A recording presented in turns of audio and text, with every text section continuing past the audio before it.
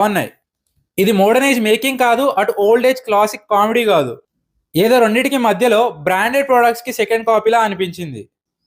ఎందుకంటే వాళ్ళ టేకింగ్ తో టాలెంట్ తో ఇండస్ట్రీలో ఒక కొత్త మార్క్ వేసిన డైరెక్టర్స్ వేరే ఉన్నారు.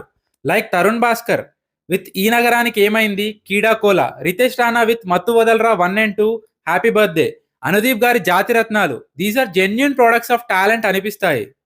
మ్యాడ్ అండ్ మ్యాడ్ స్క్వేర్ నాకు ఆ ఫీల్ ఇవ్వలేదు. అండ్ ఈ మూవీతో నాకు ఇంకో డిఫరెంట్ ఎక్స్పీరియన్స్ ఏంటంటే, మూవీ చూసేటప్పుడు కొంతమంది ఆడియన్స్ జోక్ రాకముందే నవ్వేస్తుండే. ఏదో ఆ క్యారెక్టర్స్ ఉన్నాయంటే జోకే అది అని ముందే మెంటల్లీ ఫిక్స్ అయినట్టు అనిపించింది.